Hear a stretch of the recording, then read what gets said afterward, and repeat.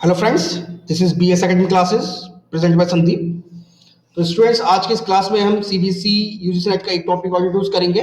Okay students, और इसके अंदर हम देखेंगे कि कैसे आगे हम इस पार्ट को आगे आपके एग्जाम के पॉइंट ऑफ व्यू से थोड़ा और महत्वपूर्ण बनाएं। तो जो स्टूडेंट्स मेरा वीडियो पहली बार देख रहे हैं, I give my brief introduction. मेरा नाम संदीप है, मैंने एमटेक किया कंप्यूटर साइंस से। आफ्टर दैट मैं as a software engineer work कर चुका हूँ 2 साल के लिए। I also qualified CSI exam as a JRF in engineering science stream.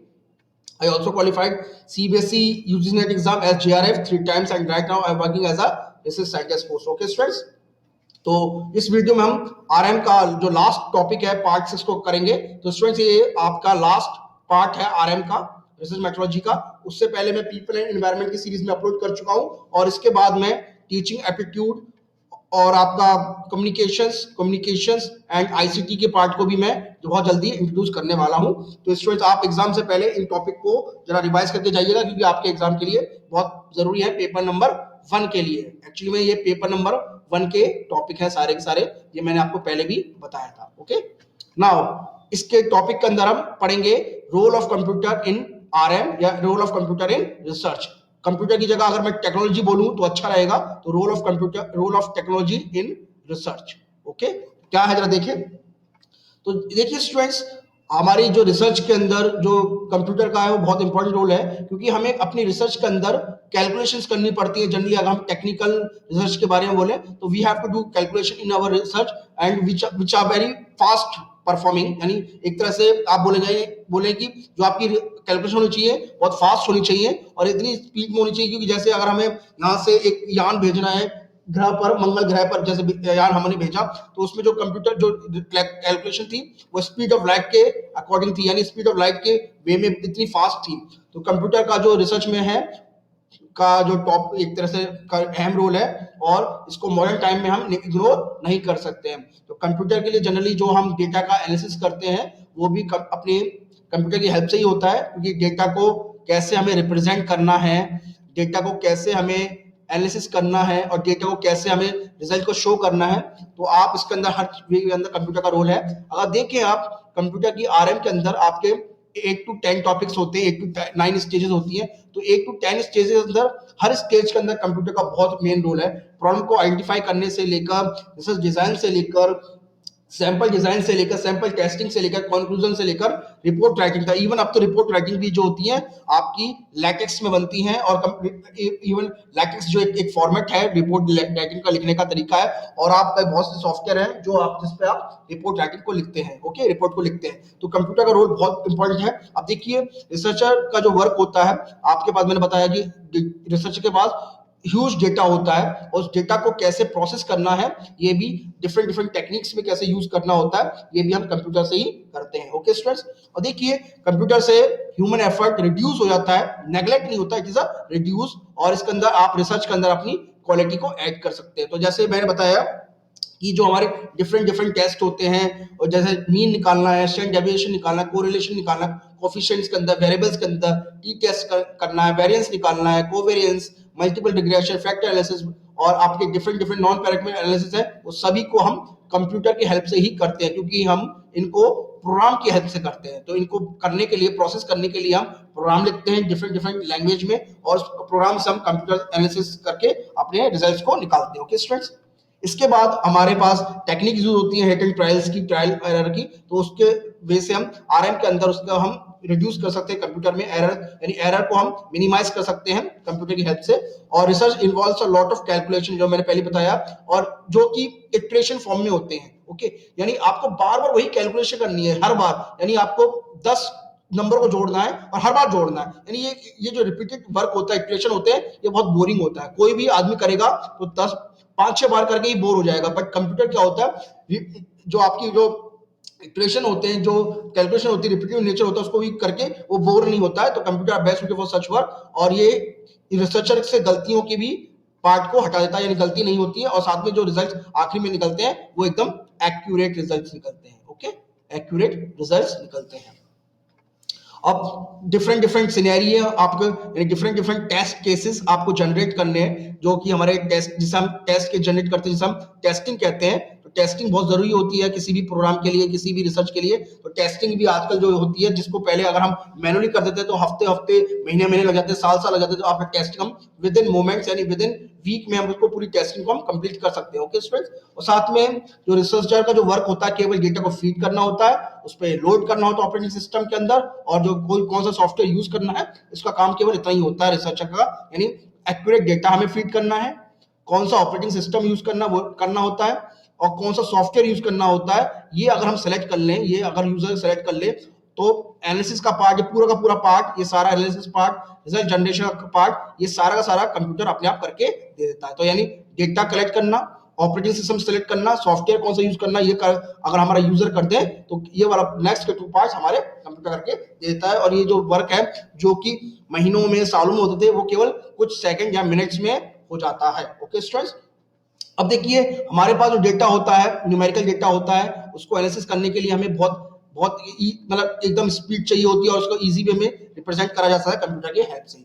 और जो डेटा हम एक तो जो रिजल्ट निकल के आता है वो करेक्ट निकल के आता है, रिलायबल होता है, यानी उस पर हम रिलायबल कर सकते हैं, यानी उसका जो रिजल्ट है उसको हम आगे भी यूज कर सकते हैं। तो डेटा हमारा बहुत सी फॉर्म में हो सकता है, डेटा हमारा डिजाइन फॉर्म में हो सकता है, पिक्टोरियल ग्राफिंग में होता है, यानी इसका भी, यानी एक तरह से, सॉरी ये मैंने गलत बोल दिया, एक्चुअली में डिजाइन बनाने में, ग्राफ बनाने में, रिपोर्ट राइटिंग लिखने में भी, जैसे कि मैंने बताया कि डेटा इसका कंप्यूटर का रोल होता है। ओके स्टूडेंट्स, क्योंकि मैंने बताया कि आपको डिजाइन बनाना है, इवन अब तो बिल्डिंग के आर्किटेक्चर्स के डिजाइन्स भी कंप्यूटर्स पे बनते हैं, तो इसका कंप्यूटर का रोल है, इसमें भी बहुत अहम रोल है, ग्राफिक्स के अंदर भी, रिपोर्ट राइटिंग के अंदर भी, और डिजाइन के अंदर भी। ओके स्टूडेंट्स, और कंप्यूटर की हेल्प से रिसर्चर को ट्रेन भी किया जा सकता है, उनको कंप्यूटर एजुकेशन भी देना और उनको ट्रेनिंग देना भी बहुत जरूरी है। क्योंकि देखिए क्या होता है, जैसे मैं खुद रिसर्चर हूं, तो सपोज करिए किसी चीज को, कोई चीज हमें आती नहीं है, तो हमारे क्या करते हैं ऑर्गेनाइजेशन वाले उस पर्टिकुलर की हमको ट्रेनिंग देते हैं अपनी ऑर्गेनाइजेशन के अंदर, तो सो दैट कि हमारे आगे समय जो रिसर्चर के सामने ये प्रॉब्लम आएगी, तो उसको कंप्यूटर की हेल्प से इस तरह से रिड्यूस कर सकता है। जैसे अगर मैं बोलूं, एक सॉफ्टवेयर होता है, आर होता है, सॉफ्टवेयर होता है, तो उससे भी हम अपने रिसर्चर का जो काम जो होता है उसको रिड्यूस कर सकते हैं।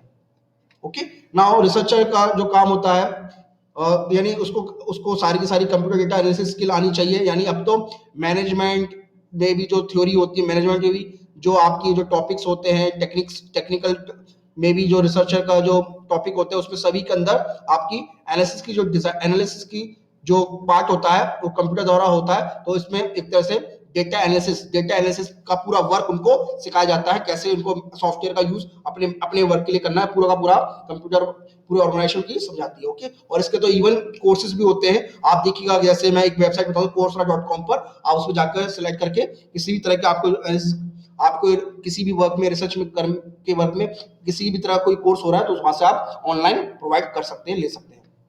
अब देखिए कौन कौन से स्टेप्स होते हैं, तो देखिए स्टेप्स में हमारे मेनली ये 5 स्टेप्स होते हैं, इसमें डेटा ऑर्गेनाइजेशन एंड कोडिंग, यानी डेटा को ऑर्गेनाइज करना है, फिर कोडिंग करना है, storing the data in the computer, ये पहला पार्ट है। दूसरा part, then selection of appropriate statistical measure technique, यानी कौन सी स्टैटिस्टिकल टेक्निक या स्टैटिस्टिकल टेक्निक टेस्टिंग यूज कर रहे हैं आप, कैसे कौन कौन से सॉफ्टवेयर यूज कर रहे हैं, ये यानी सॉफ्टवेयर पैकेज कौन सा यूज करना है, और लास्ट में कंप्यूटर का प्रोग्राम्स का। ओके, तो यानी आपको डेटा गैदर करना है, डेटा को गैदर करना, डेटा गैदर करना, फिर डेटा को ऑर्गेनाइज करना, ऑर्गेनाइज पहले पहले है ऑर्गेनाइज करना, फिर डेटा को गैदर करना, कोडिंग करना, देन आप कोड करोगे, फिर कोड करने के बाद आप स्टैटिस्टिक की टेक्निक यूज करोगे, जो कि थर्ड पॉइंट है, देन आप उसको सॉफ्टवेयर में डालोगे और लास्ट में उसका प्रोग्राम का एग्जीक्यूशन करोगे। तो 5 स्टेप्स प्रोसेस होती है स्टूडेंट्स। तो पहले हम देखें कोडिंग फेज में, तो अगर हम देखें कोडिंग फेज के अंदर हमारा एक्चुअली क्या होता है, डेटा को ऑर्गेनाइज करना होता है, और कोडिंग करने से पहले डेटा को हमें, यानी डेटा एनालिसिस करने से पहले हम डेटा को हमें पहले कोड करना होता है, यानी डेटा को रिप्रेजेंट करना होता है। आप किस वे में डेटा को रिप्रेजेंट कर रहे हैं, ओके, क्योंकि डेटा आपका कैसा है, डेटा को फॉर्मेट करना है, क्या इंटीजर्स में है, फ्लोट में है, या आप स्ट्रिंग में है, डबल में, तो इसी को डेटा को कोड करना होता है, यानी डेटा को इनिशियलाइज करना होता है। ओके, अब तक अगर आप डेटा को प्रॉपर वे में ऑर्गेनाइज नहीं करेंगे तो रिसर्चर के लिए बहुत दिक्कत आ जाएगी। जैसे आपको सपोज करिए हमारी एज, हमने किसी डेटा का एज लेते हैं, तो अगर एज को हमने अगर इंटीजर में डाल दिया, यानी हमने कोई इंटीजर वैल्यू दे दी, पर हर आदमी की एज इंटीजर फॉर्म में तो होती नहीं है, हो सकता है वो 23 साल 23.5 साल का हो, तो आपको एज को फ्लोट में डालना पड़ेगा। तो उसमें कोडिंग फेज में ही हम देख लेते हैं कि हमारे रिजल्ट यानी रिजल्ट में अगर कोडिंग में हमने गलती कर दी डेटा को रिप्रेजेंट करने के लिए, तो आगे के रिजल्ट जो आएंगे एकदम गलत आएंगे। तो इसलिए इसी फेज के अंदर हम अपनी जो बारीकी है उसको पहले से देख लेते हैं। ओके, और डेटा को किस वे में कैटेगराइज करना है, ये सारे के सारे काम आपके कोडिंग फेज में होते हैं। ओके, नाउ फॉर इंस्टांस जैसे एक एग्जांपल लेते हैं, ऑक्यूपेशन है आपका। ऑक्यूपेशन में 1 2 3 से आप डिनोट कर रहे हो फार्मर को, सर्विस इंडस्ट्री को और प्रोफेशनल को। ओके, नाउ तो ये ऑक्यूपेशन को आपने रिप्रेजेंट कर दिया 1 से फार्मर, 2 से सर्विस इंडस्ट्री वाले और 3 वाले यानी जो प्रोफेशनल वर्क में काम करते हैं। ओके स्टूडेंट, तो डेटा को इसी वे में भी आप कैटेगराइज कर सकते हो, इस वे में भी रिप्रेजेंट कर सकते हो। ओके, और इसमें जो हर वेरिएबल होता है, वेरिएबल को कैसे डिफाइन करना है, इंटीजर लेना, फ्लोट लेना, स्ट्रिंग लेना है, डबल लेना है, इसी में कोडिंग फेज में ही वो सारा काम होता है। नाउ नेक्स्ट स्टेप, मतलब ये जो मैंने स्टेप लिए हैं वो बहुत आगे पीछे लिए, तो बाकी कोई जरूरत नहीं थी। अब एग्जीक्यूशन फेज में मान के चल रहे हैं हम, डेटा को हमने कोड कर दिया, डेटा को हमने प्रॉपर वे में ऑर्गेनाइज कर दिया, डेटा को हमने सॉफ्टवेयर में डाल दिया, लास्ट में हमारा डेटा आता है एग्जीक्यूशन फेज के अंदर। तो डेटा को हम जब कोड कर देते हैं तो उसके बाद एक कंप्यूटर में जाता है और इनपुट डिवाइस से कंप्यूटर उसमें हम अपने पर्पस पे जो यूज कर रहे हैं वो लगाते हैं, और कौन सा स्टैटिस्टिकल मेजर हमें यूज करना है, कौन कौन से टूल्स यूज करने हैं, कौन कौन से यानी हमें मीन निकालना है, मॉड निकालना है, या फिर कोई और प्रोबेबिलिटी डेंसिटी फंक्शंस यूज करना है, वो सारा का सारा हम पहले ही टिप सेलेक्ट कर लेते हैं और फिर उसके बाद प्रॉपर प्रोग्राम जो हमने लिखा है उसको सेलेक्ट करके एग्जीक्यूशन फेज को कंप्लीट करते हैं। ओके स्टूडेंट्स, और फिर क्या करता है रिसर्चर, अब एक पर्टिकुलर सॉफ्टवेयर पैकेज का यूज करता है, वहां से रिजल्ट्स लेता है और लास्ट में जो रिजल्ट्स आता है उस प्रॉपर वे में उसको इंस्ट्रक्शन को एग्जीक्यूट करके अपने रिजल्ट्स को गैदर कर लेता है, और रिजल्ट्स को हो सकता है वो जो रिजल्ट निकल के आ रहे हैं किसी एक्सेल शीट में उनको स्टोर कर सकता है। ओके, नाउ एप्लीकेशन क्या है कंप्यूटर की एजुकेशन के अंदर, ये मैंने एक्स्ट्रा ले लिया है, आपको अगर पेपर में आ जाएगी what are the application of education in education, यानी what are the application of computer in education, तो आप इसको दे सकते हैं। तो क्या होता है जरा देखें, तो provide the large data bank of information, यानी जो लाइब्रेरी होती है आजकल जो है इंफॉर्मेशन को हम जनरली पहले लाइब्रेरी में रखते थे, अब हमने एक अलग तरह की लाइब्रेरी बनाई है जिसको हम ई लाइब्रेरी कहते हैं, ई लाइब्रेरी।